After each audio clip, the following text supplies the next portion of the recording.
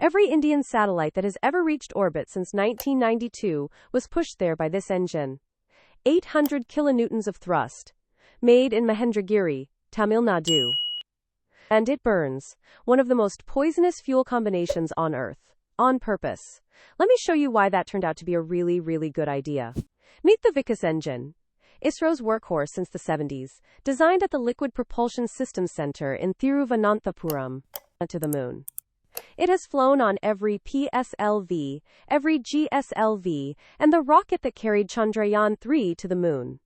5 major parts. We're going to take it apart piece by piece. First, the bell. Looks like a fancy cone. But pay attention to those vertical pipes wrapping its outer wall. Inside that bell, exhaust gas pushes out at over 3,000 degrees Celsius. Hot enough to vaporize the metal itself. So before the fuel ever burns, ISRO routes it up through those pipes, around the entire nozzle.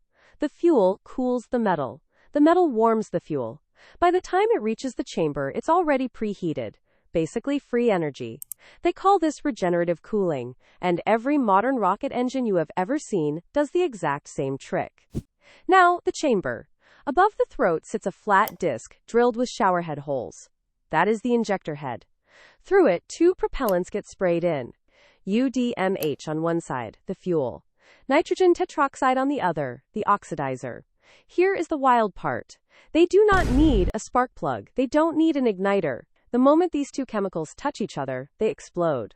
The technical word is hypergolic, and ISRO picked this combo on purpose.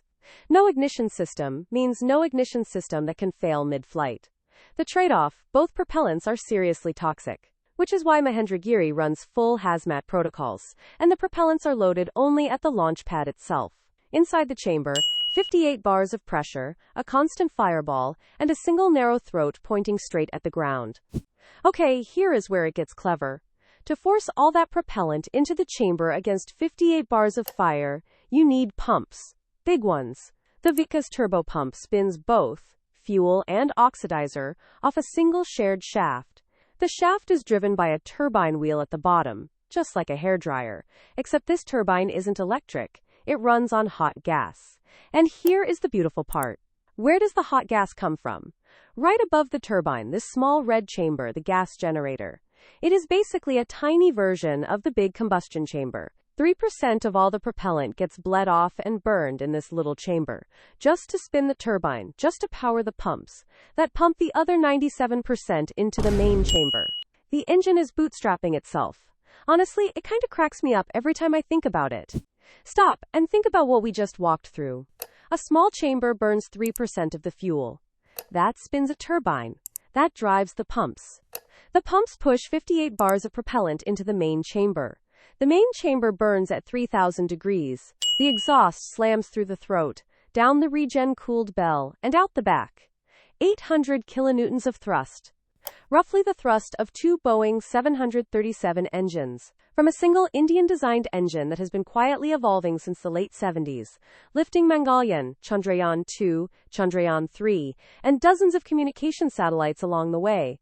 That single design, conceived in the late 70s, has now flown more than 100 times. ISRO recently demonstrated restart capability on this engine. They got it firing, shutting down, and reigniting on command. The first concrete step toward a reusable Indian rocket. Same engine, just smarter. Watch what happens when you turn it on. UDMH flowing in. N2O4 flowing in. Hypergolic ignition, no spark required. Chamber lit, 3,000 degrees, 58 bars of pressure. Exhaust slamming out the throat at over 2.5 kilometers per second. That, right there, is how India gets to space. That's how it works. If you said, "Oh, I see," subscribe, and drop a comment with what you want explained next.